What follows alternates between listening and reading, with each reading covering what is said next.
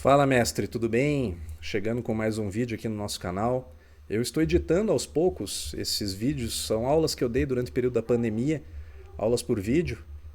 Assim nós ficamos com todo o conteúdo de Direito Empresarial 1, 2 e 3. Direito Empresarial 1, a parte geral e sociedades. Direito Empresarial 2, títulos de crédito e formas de pagamento. E o Direito Empresarial 3, falência e recuperação de empresas. Nessa aula de hoje eu falo sobre os deveres do empresário e sobre o registro de empresas, falando sobre um breve histórico do registro, os órgãos, o procedimento e, no fim, inatividade da empresa. Aos poucos eu vou criar uma playlist com esse curso, né? Você que está estudando para a OAB, você que está estudando para concurso, você fica com esse curso completo, aí, essas aulas que eu dei na graduação de Direito Empresarial 1, 2 e 3. Confere aí então essa aula de hoje. Em relação a deveres do empresário, pessoal, quais são os deveres gerais dos empresários, deveres a que todos os empresários estão obrigados? O primeiro desses deveres é o dever de você se registrar na junta comercial antes do início da atividade empresarial. Nós vamos ver aí mais para o final da aula. Muitas vezes, né, o registro do empresário ele não coincide com o início das operações da atividade empresarial, seja essa atividade explorada na forma de pessoa física, seja explorada por uma sociedade empresária. Tá?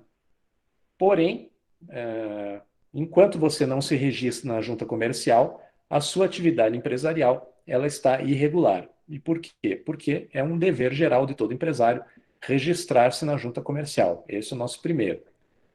O segundo é manter uma escrituração regular da sua documentação contábil dos livros empresariais, tanto os livros a que o empresário está obrigado a ter, quanto eventualmente daqueles livros optativos. Tá? Então, por exemplo, o livro caixa, o livro de registro de ações, no caso de sociedades anônimas, esses livros eles têm que ser devidamente escriturados, tá? E tem que ser mantida uma escrituração regular dessa obrigação. E a terceira obrigação geral dos empresários é a obrigação de você levantar demonstrações contábeis periódicas. Tá? Então, pelo menos uma vez ao ano, o empresário tem que levantar o balanço, tem que levantar ali o resultado do exercício financeiro, tá? E essa documentação financeira ela tem que ser também levada para registro na junta comercial.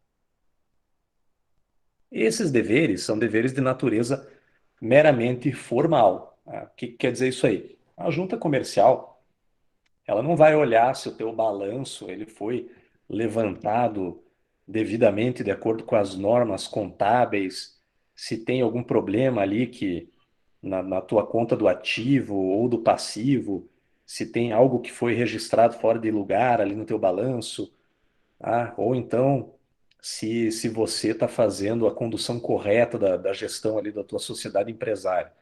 Isso é simplesmente um dever de natureza formal, tá? Então, o balanço uma vez por ano você tem que levantar, e toda vez que você faz a alteração da tua sociedade, né, seja com ingresso ou com a saída de algum sócio, você vai aumentar o capital ou você vai diminuir, você é obrigado a registrar aquilo na junta comercial. Porém, eles não vão entrar no mérito daquela alteração que você está fazendo na tua sociedade empresária, certo?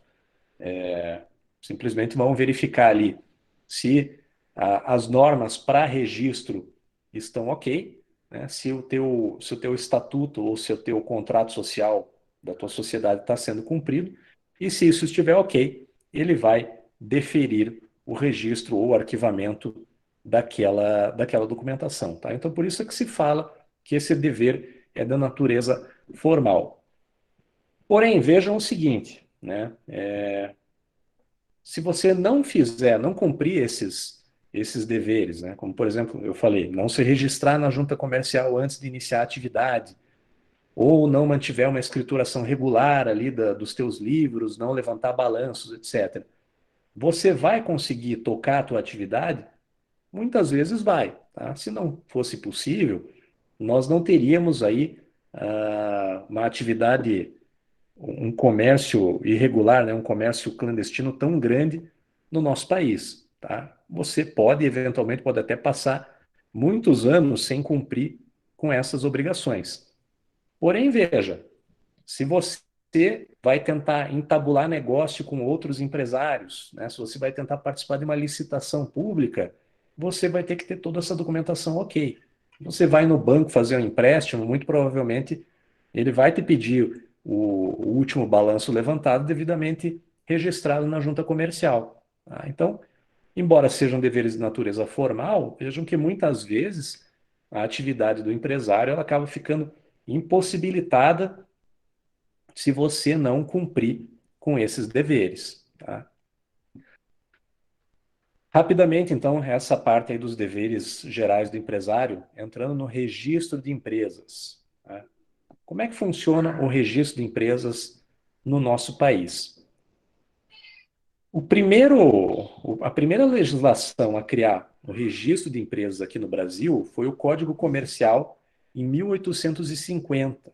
Tá? Já comentei com vocês que o Código Comercial ele tinha os tribunais do comércio, tá?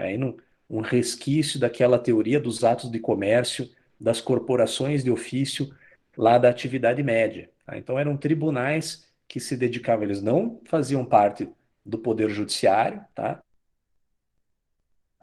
Eles eram especialmente criados para dirimir conflitos de interesse e questões atinentes ao comércio. E esses tribunais do comércio, eles tinham uma repartição, tá, dentro da estrutura deles que se chamava junta comercial. E a junta comercial é que se dedicava a fazer o registro das empresas no país.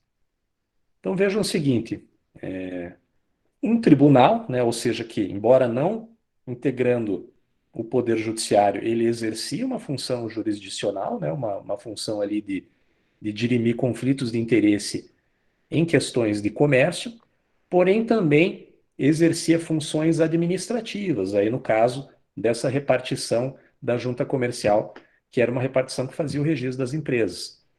Essa natureza dúplice desses tribunais do comércio, né, de jurisdicional e administrativa, era de uma certa forma, um contrassenso, né? Um mesmo órgão congregar funções administrativas e funções jurisdicionais.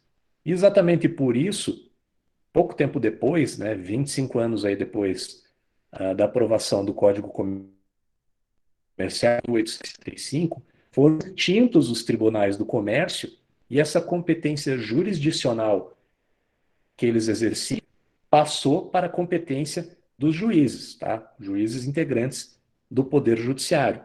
A essa altura, a nossa Constituição de 1824, a primeira Constituição do Império, ela já contemplava uma separação de poderes, né? Como já em 1850, também da aprovação do Código Comercial, existia essa separação de poderes entre o executivo e o judiciário. E a função que era exercida pela junta comercial dentro dos tribunais, ela foi retirada desses tribunais e ela passou a ser exercida por 7 juntas comerciais que foram abertas no Brasil, tá? Então tinha junta comercial em Belém, tinha em São Luís, tinha em Fortaleza, Salvador e Recife, no Nordeste, e tinha no Rio de Janeiro e em Porto Alegre, além de outras delegacias das juntas comerciais que ficavam espalhadas pelo país. Tá? Então, separou-se essa competência jurisdicional e a função administrativa passou às juntas comerciais. Desde então, as juntas comerciais subordinadas aí ao Poder Executivo. Um longo tempo depois, em 1894, 1994, nós tivemos a aprovação da Lei 8.934 e, na sequência, do Decreto 1896, que trata da matéria, é a lei que trata atualmente da matéria no Brasil. Tá? Então, hoje, o nome disso é Registro de Empresas Mercantis e Atividades Afins. Tá? O nome legal. Porém, né, na maioria dos estados continua a se chamar de junta comercial. Essa lei de 1994, ela trouxe uma ampliação das atividades que deveriam ser registradas na junta. Então, logo após a aprovação da lei em 1994, qualquer sociedade que exercesse atividade econômica, né, que tivesse a finalidade econômica, fosse ela uma sociedade simples ou a sociedade civil, como se chamava anteriormente, ela era obrigada a se registrar na junta comercial, assim como sociedade anônima, sociedade limitada, ah, as sociedades em comandita simples e todos os tipos societários que nós vamos ver. Depois, em 2003, com o início da vigência do Civil atual, novamente essas atividades foram um pouco restritas, tá? Então, de acordo com o artigo 998 do Código Civil atual, só as sociedades empresárias é que elas são registradas na junta comercial. As sociedades simples, elas são registradas no Registro Civil de Pessoas Jurídicas, tá? Que são cartórios de registro civil de pessoas jurídicas, e, por exemplo, as sociedades de advocacia, né, os escritórios de advocacia, eles são registrados na própria OAB, né, na circunscrição da OAB relativa ao Estado, de acordo com o Estatuto da OAB, que é a Lei 8.906 de 94. Tá? Então, hoje, você só vai registrar na junta comercial as sociedades que são empresárias. Então, hoje em dia, as sociedades empresárias elas são registradas na junta comercial, as sociedades simples no registro civil das pessoas jurídicas e as sociedades de advocacia são registradas na AD. Quais são os órgãos do registro de empresas? Temos o DREI, que era antigo DNRC, ele era Departamento de Registro do Comércio até 2013, quando veio esse decreto 8.001 e mudou a nomenclatura do órgão para DREI, né? Hoje é Departamento de Registro Empresarial e Integração. Isso em âmbito federal, e no âmbito estadual nós temos as juntas comerciais. Tá? Então, o professor Silvio de Salvo Venosa ainda coloca como órgãos do registro de empresas delegacias das juntas comerciais, tá? Então, por exemplo, aqui no Paraná nós temos a junta comercial cuja sede fica aqui em Curitiba, mas você tem delegacias regionais da junta comercial em outras cidades pelo Paraná. Ele coloca isso aí também como órgãos de registro de empresa, tá? Mas isso aí seria simplesmente uma descentralização das comerciais em âmbito estadual. Como que funciona? O DREI, desculpe. O DREI ele é um órgão federal, como eu falei para vocês, tá? Ele está subordinado ao Ministério, à Secretaria das Micro e Pequenas Empresas. Esse órgão federal, ele não executa, ele não desempenha nenhum tipo de atividade executiva. Tá? Ele não vai fazer registro, não vai fazer arquivamento de nenhum ato empresarial. Ele funciona simplesmente como um órgão normativo. Tá? Então, a função dele é normatizar, disciplinar, fazer a supervisão do registro de empresas e o controle das juntas comerciais.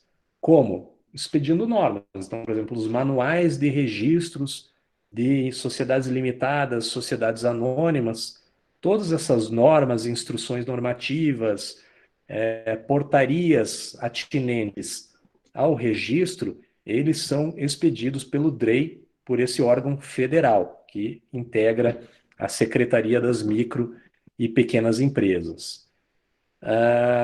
Funciona mais ou menos, se nós formos fazer aí um paralelo com a legislação de trânsito, ele seria mais ou menos como o CONTRAN, tá? Que é o Conselho Nacional de Trânsito, que ele não tem atividade executiva ali, né? Ele não desempenha a função de fiscalizar o trânsito, mas ele expede as resoluções dele atinentes à legislação de trânsito. Então, aqui no nosso registro de empresas, o DREI também ele vai ficar responsável só por expedir normas atinentes aos registros. Tá? Embora ele faça esse controle das juntas comerciais, da atividade das juntas comerciais, ele não tem nenhum tipo de instrumento que permita a ele, a esse órgão federal, intervir nas juntas comerciais, pessoal. Por quê? Por uma questão de separação de esferas, né, de pessoas jurídicas. O DREI, ele está compreendido no governo federal, né, no âmbito de uma pessoa jurídica de direito público, ao passo que as juntas comerciais, elas integram os governos dos estados. Tá? Então, por uma questão de separação entre União e membros, uma separação constitucionalmente estabelecida, um órgão federal não poderia intervir né, salvo naqueles casos em que a Constituição prevê, ele não pode intervir em órgão estadual. Então, por isso, se houver algum tipo de problema em relação a essa fiscalização que o DREI desempenha junto às juntas comerciais, o que ele vai poder fazer se constatar irregularidades? O máximo que ele pode fazer é representar para as autoridades competentes. Tá? Então, para o governador de estado daquela unidade da federação cuja junta comercial não está cumprindo as normas federais, ou para o Ministério Público, né, Tribunal de Contas, enfim, as autoridades que são constituídas ali no âmbito daquela junta comercial, ok? E no âmbito dos estados, né, que seria o outro órgão dos registros de comércio, nós temos aí as juntas comerciais. As juntas comerciais, ao contrário do DREI, elas exercem funções executivas. Tá? Então, quem vai ficar responsável por fazer a abertura das sociedades, por fazer o arquivamento de qualquer alteração de sociedade, da dissolução e extinção das sociedades, a autenticação dos livros, a matrícula dos profissionais que estão sujeitos à fiscalização das juntas comerciais, que a gente vai ver aí um pouco para frente. Todos esses atos, esses registros, eles são feitos pelas juntas comerciais no âmbito dos estados, tá? Então, todos os estados da federação e o Distrito Federal, eles têm juntas comerciais. Essas juntas comerciais, como eu falei, elas estão subordinadas ao governo do estado e ao governo do Distrito Federal. Na maioria dos estados, elas são autarquias, tá? Então, elas foram criadas por legislação estadual sob a forma de uma autarquia, como é aqui no Paraná. A nossa junta comercial, para quem não conhece, ela fica, a JUSEPAR, Junta Comercial do Estado do Paraná, ela fica ali na Barão do Cerro Azul, esquina com a Carlos Cavalcante, tá? Bem no centro, ali atrás da catedral. Essa junta comercial do Estado do Paraná, ela é uma autarquia, tá? Então ela compreende, ela integra a nossa administração pública indireta. Em alguns estados, ela é simplesmente um órgão ali, geralmente da Secretaria de Comércio, né? Secretaria Estadual de Comércio. Mas, em geral, ela é criada como uma autarquia, tá? Um órgão independente, fora da administração pública central. E essas juntas comerciais, elas têm uma vinculação hierárquica híbrida, que a gente chama. Tá? Então, em relação à matéria de direito administrativo e direito financeiro, a subordinação hierárquica dela é ao governo do Estado. Então, por exemplo, vamos pegar aqui no caso da nossa JUSEPAR, que é uma autarquia. Se ela quer fazer a contratação de pessoal ou a contratação ali de algum serviço, algum bem que ela precisa, ela tem que fazer ou um concurso público ou ela tem que fazer uma licitação. Tá? Por quê? Porque o órgão integrante do governo, ela está subordinada, né? Ela está obrigada a observar esse tipo de obrigação. E essas obrigações, elas são prescritas no Estado. Tá? Então, se houver algum tipo de problema em relação a uma licitação feita pela junta comercial para contratar um determinado bem, vamos dizer que ela precisa contratar caneta ali para o pessoal usar, tá? Material de escritório. Tem que observar a legislação. Porém, em relação à matéria que é o cerne da atividade dela, que seria o registro de sociedade, ela está vinculada ao DREI, ao órgão federal. Tá? Então, todas aquelas instruções normativas, aquelas normas, né, em sentido amplo, que são expedidas pelo DREI, elas têm que ser observadas pela junta comercial dos estados. Então, por isso que se diz, em termos de direito comercial e de registro, a vinculação hierárquica da junta comercial é em relação ao DREI, que é uma entidade federal. Em relação às demais matérias, ela está subordinada ao governo do estado. Então, veja, não pode o DREI expedir uma norma dizendo como que as juntas comerciais dos estados vão fazer a contratação de pessoal ou a licitação para adquirir seus bens e serviços, ok? Isso não é matéria cuja fiscalização caiba ao DREI e as juntas comerciais não estão subordinadas ao DREI nesse sentido, elas estão subordinadas aos governos do estado, né? Inclusive em relação à remuneração, regime de pessoal, tudo isso aí. O DREI não apita nada, né, falando português bem claro, nessas questões. Da mesma forma, não pode o governador do estado baixar um decreto em relação ao registro de comércio, tá? As normas de registro das sociedades empresárias.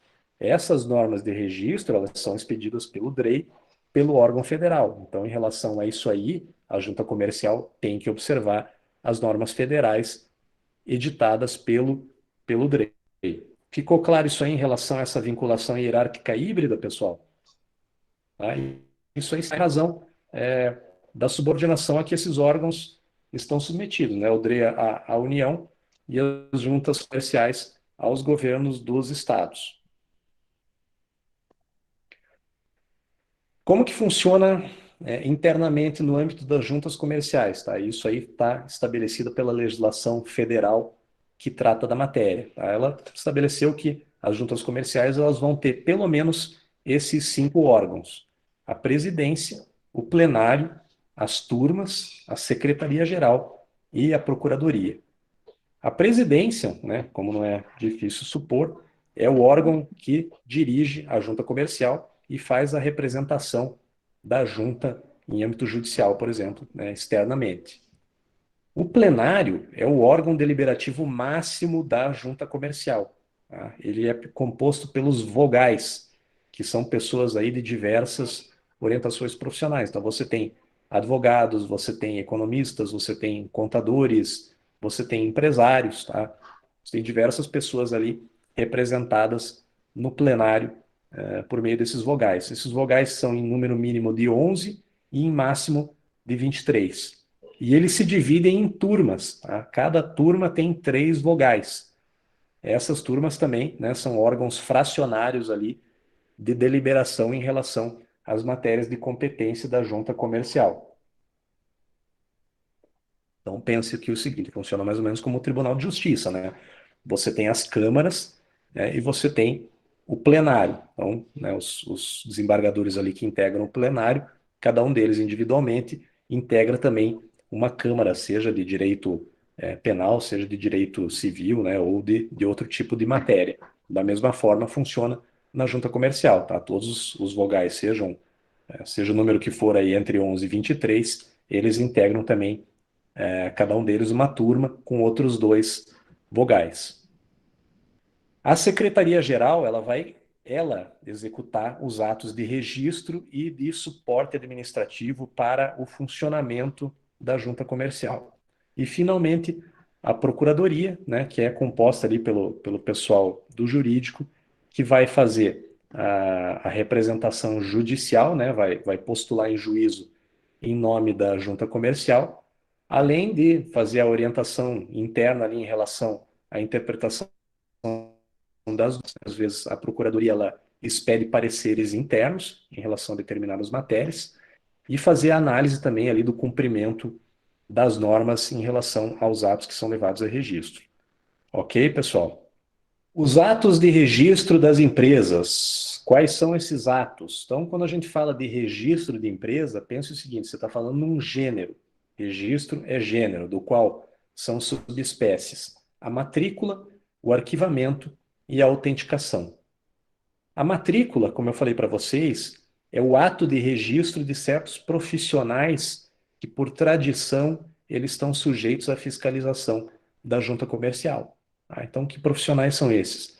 Leiloeiros, tradutores públicos e intérpretes comerciais, os trapicheiros e os administradores de armazéns gerais. Tá? Esses profissionais, para exercer regularmente as suas atividades, eles têm que se matricular na junta comercial.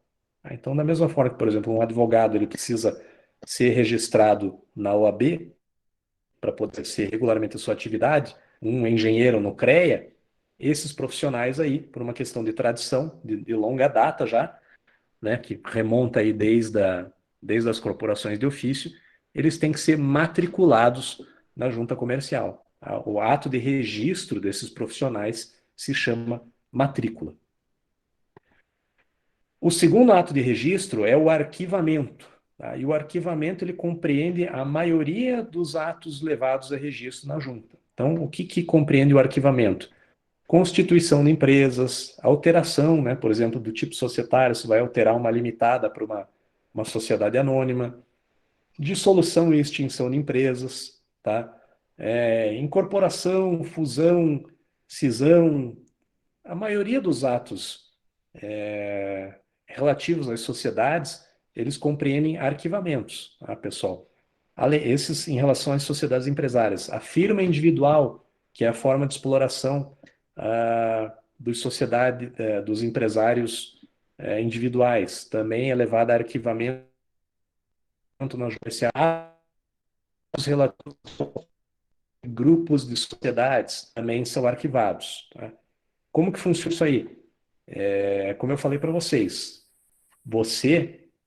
para que esses atos tenham regularidade à luz do direito comercial, eles têm que ser feitos, você tem que levar arquivamento na junta. Tá? Então, é muito comum, hoje em dia, e eu já tive casos aí recentemente com conhecidos meus, você colocar a pessoa de sócia numa sociedade em vez de contratá-la como empregada.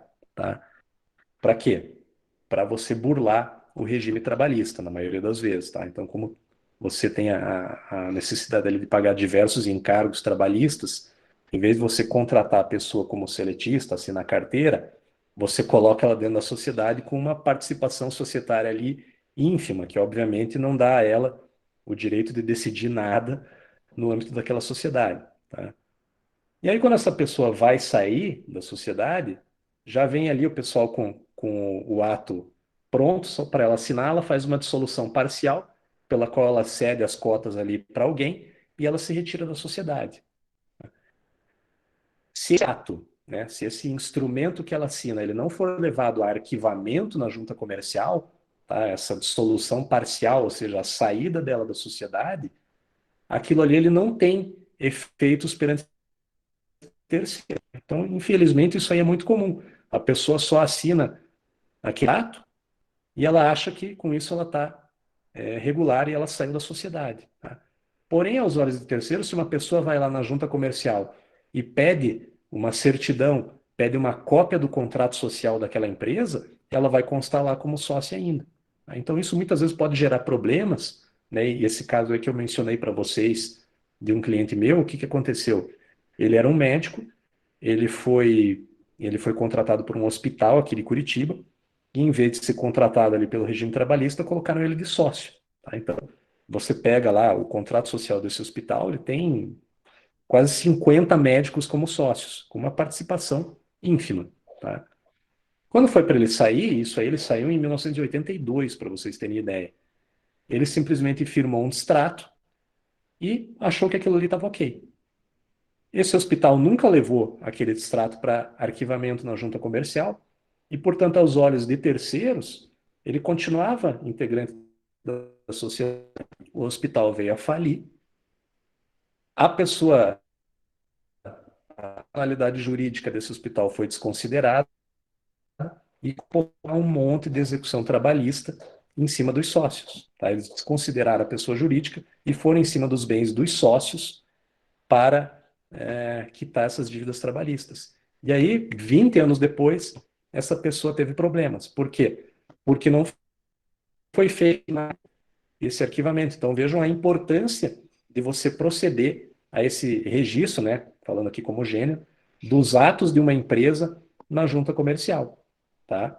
Esses arquivamentos eles têm que ser feitos para que eles gerem efeitos perante terceiros. Tá? Então aquele documento que você assina, claro, ele contém uma obrigação ali entre as partes que são signatárias do instrumento. Porém, perante terceiros, aquilo ali não tem efeitos. Ele só vai ter efeitos se você arquivar na junta e a junta comercial der a publicidade daquilo perante terceiros, né, no caso, no comércio, né, nas demais entidades. Então vejam a importância da junta comercial. Tá? A junta comercial ela confere segurança jurídica para os negócios, confere segurança jurídica para o comércio. Ok? Outro ato seria a autenticação, e a autenticação ela é exclusiva dos instrumentos contábeis daqueles livros que eu mencionei para você, tá? Para vocês, são instrumentos de escrituração. Alguns outros autores vão mencionar a inscrição, tá? Que seria o ato inaugural, né, de você inscrever o empresário ou a sociedade empresária na junta comercial, né, os dados daquela pessoa. E ainda a averbação, que seria a anotação à margem de documentos já arquivados de eventuais alterações que serão feitas, tá? Então, aí por isso seriam 5 atos. Mas a maioria dos autores acaba fazendo essa classificação aí apenas em matrícula, arquivamento e autenticação. E, da mesma forma, esses atos que são levados a registro, a junta comercial faz uma análise formal apenas, tá? Ver se foram cumpridas aquelas normas expedidas lá pelo DREI para o arquivamento daquele, né, ou autenticação daquele documento. Então, por exemplo, vamos citar aqui uma exclusão de sócio. Né? Os sócios de uma determinada limitada deliberam por excluir um sócio, fazem uma ata de reunião ali e levam aquilo para arquivamento na junta comercial. O que a junta comercial vai fazer? Ela vai verificar se os procedimentos formais foram respeitados, tá? Se você seguiu o manual de registro ali das sociedades limitadas no teu instrumento, tem determinadas cláusulas que tem que obrigatoriamente constar. Ela vai verificar se o teu contrato social traz essa possibilidade de exclusão de um sócio, ok? E vai verificar se você recolheu ali as tarifas, as taxas devidas. É isso aí. A junta comercial não vai ver se, por exemplo, digamos que os sócios motivem essa exclusão aí pelo fato daquele sócio excluído ter fugido com seus deveres sociais ou ter concorrido, por exemplo, com a sociedade, tá? Não vai entrar no mérito ali do ato. Ela simplesmente vai verificar os requisitos formais. Em relação a procedimentos e regimes, pessoal, como que funciona isso aí na junta comercial? Você tem um prazo de encaminhamento de 30 dias seguintes à assinatura, né, à lavratura daquele ato societário, para você levar a registro na junta comercial. Vou utilizar registro aqui como gênero. Tá? Uma única exceção, a ata da Assembleia de Sócios delimitada, o prazo é de 20 dias. O que acontece se você não cumprir esse prazo aí de 30 dias ou de 20 dias, no caso da ata da Assembleia? Nada, tá? Via de regra, nada. O que vai acontecer é simplesmente que, se você leva dentro do prazo, aquele registro ele retroage à data do próprio documento. Tá? Então, vamos dizer assim, eu faço ali uma alteração na sociedade com a saída de um sócio, assino aí hoje, dia 27 de agosto. Eu tenho 30 dias para levar a registro aquilo na junta comercial. Se semana que vem eu já levo para arquivamento e é deferido o arquivamento pela junta comercial, né, se eu cumprir todos os trâmites ali certinho, essa data do registro retroage à data de hoje. Tá? Então, para todos os efeitos jurídicos perante terceiros, a saída do sócio aconteceu no dia 27 de agosto. Perfeito? Retroação. Se eu não respeitar os 30 dias e eu levo isso aí para registro lá em outubro, só dia 30 de outubro, vai ser registrado, vai ser arquivada aquela alteração? Vai. Porém, o que vai acontecer? Perante terceiros, a saída do sócio ela vai acontecer apenas na data do registro. Então, daí vai, digamos que seja dia 30 de outubro que eu levei para registro. Dia 30 de outubro foi a saída do sócio. Se nesse um mês e pouco aí, entre a saída efetiva dele, né, a saída de fato dele, e a saída de direito, aconteceu alguma coisa, para todos os efeitos, ele ainda era sócio. Tá?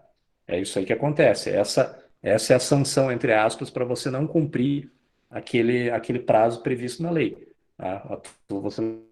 Então, essa ação, entre aspas, prevista na lei é essa. Se você não cumprir o prazo, seja ele de 30 ou de 20 dias nessa exceção aí, o teu ato de registro ele não vai retroagir a data do documento. Tá? Contar a data do efetivo registro, e não a data que está prevista no documento. Se você fizer naqueles 30 dias, aí ok, o registro passa a retroagir a data do documento. Ficou claro? Tá, então resumindo, o prazo para encaminhamento é de 30 dias seguintes à data da assinatura, tá? Ou 20 dias no caso específico da ata de assembleia de sócios, da limitada. Se eu cumprir esse prazo, o registro ele vai retroagir a data do documento. Então, se eu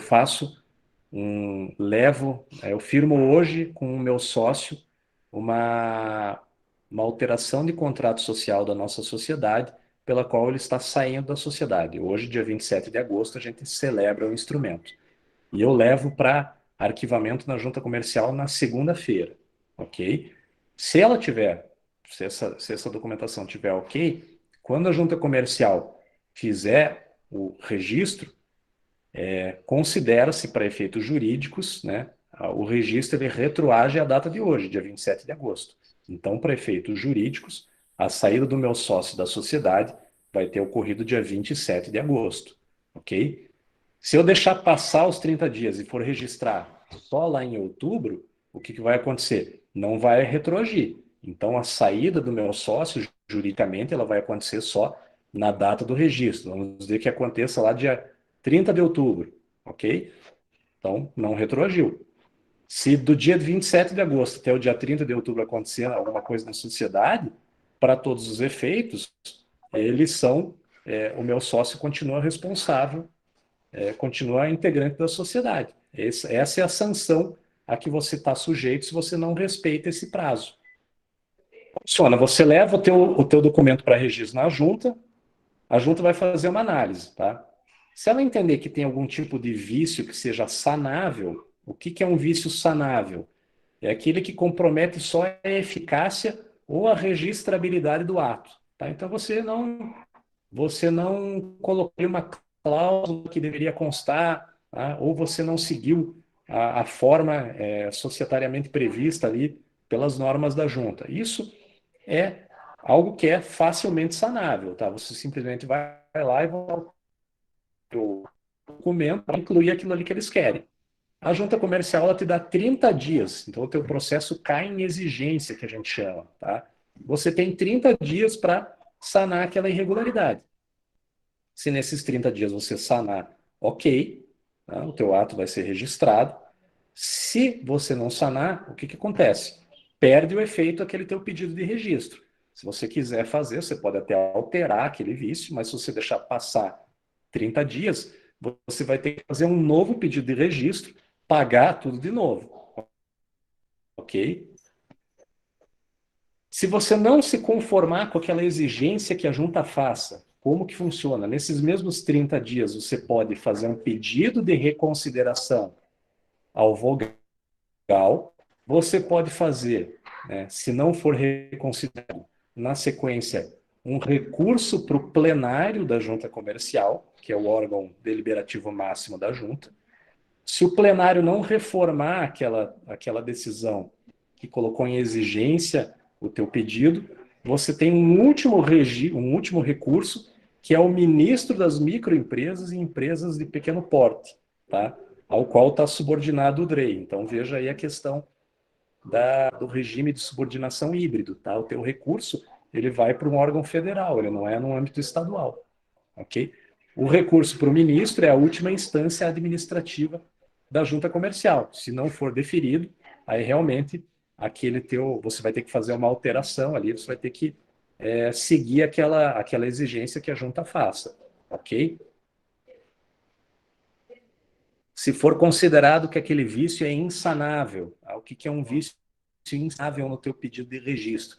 É aquele que compromete a própria validade do ato. Tá? Então, vamos dizer o seguinte, a tua alteração contratual ali de ato societário, ela está sendo feita por um menor incapaz. Tá? Isso aí é um vício que compromete a própria validade. Você não tem como refazer aquilo ali.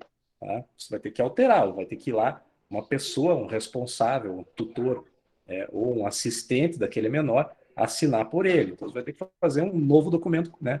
Vai ter que alterar a forma, né?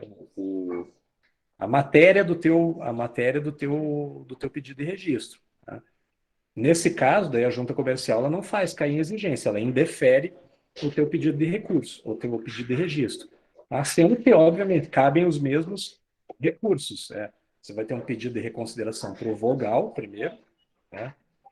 Se ele não reconsiderar, você tem um recurso para o plenário da junta comercial. Se o plenário não reconsiderar, você tem aí o recurso das microempresas e empresas de pequeno porte. Tá? Além disso, você tem dois regimes de decisão nas juntas comerciais. Tem o regime de decisão colegiada e você tem o regime de decisão singular. O regime de decisão colegiada, ele serve para arquivamentos relativos às sociedades anônimas, consórcios e grupos de sociedades, e em caso de transformação, incorporação, fusão e cisão de sociedades. Tá? Ou seja, esses atos eles são feitos de forma colegiada pelas turmas da junta comercial. Então, os três vogais vão decidir ali em forma colegiada. Além disso, você também tem regime de decisão colegiado dos recursos administrativos, aqueles que eu acabei de mencionar para vocês. Tá? Então, se o teu pedido de reconsideração não é deferido, você tem um recurso administrativo para o plenário. Aí o plenário inteiro, né, aqueles no mínimo 11 ou no máximo 23 vogais, eles vão deliberar sobre esse teu recurso administrativo. Ok? E você tem um prazo de 5 dias úteis para que a junta comercial expeça a decisão nesses casos de regime de decisão colegiado. Temos também o regime de decisão singular, que é para todos os demais atos. Então, todos os demais atos que não compreendam esses que estão mencionados ali no início, eles estão sujeitos à decisão singular por um único vogal. Ok, pessoal? E esse vogal ele vai ter 2 dias úteis para proferir aquela decisão sobre o teu pedido de arquivamento. Se esses prazos de 5 dias úteis em caso de decisão colegiada ou 2 dias úteis em caso de decisão singular não forem cumpridos, o que acontece? O teu registro ele automaticamente está deferido. Tá? Salvo se um terceiro, ali, uma pessoa interessada, contestar aquele teu pedido de arquivamento na junta e dizer que ele ofende ali alguma matéria legal, né, alguma matéria disciplinada em lei, aquele teu registro ele vai gerar efeitos. A falta de registro, como eu falei para vocês, o que implica você não ter registro da tua sociedade, na tua atividade empresarial perante a junta comercial? Implica dizer que a tua sociedade é uma sociedade irregular. Qual que é a sanção disso aí? A sanção é que os sócios eles vão ter responsabilidade ilimitada pelas obrigações daquela empresa, tá? Daquela sociedade. Então, veja, quando você constitui uma sociedade, um dos principais motivos é que essa sociedade responda pelas obrigações da atividade empresarial. Tá? Responda com seus bens, com seu patrimônio social, e não os sócios. Se a tua sociedade é irregular, se ela não foi levada a registro na junta comercial, quem vai responder por aqueles atos dela? São os sócios, ok? E eles vão responder de uma forma ilimitada.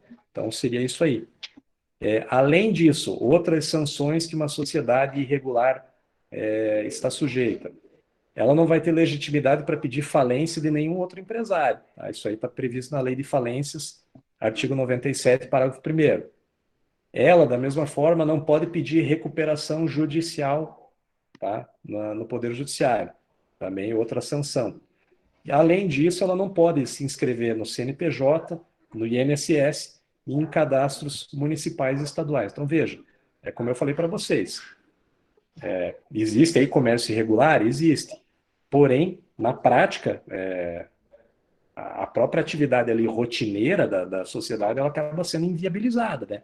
Se você não tem CNPJ, você não recolhe tributos. Então, à luz do fisco, você está irregular. Também, INSS, você não tem como recolher dos teus empregados, tá irregular perante o INSS. Né? Os cadastros ali, inscrição estadual e municipal, da mesma forma.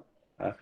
Sem esses documentos, começa a ficar difícil de você ter acesso a crédito, você participar de licitações, por exemplo. Tá? Então, na prática, fica complicado. Além dessa sanção ali de realidade limitada, há uma série de outras medidas que você, como empresário irregular, você não consegue.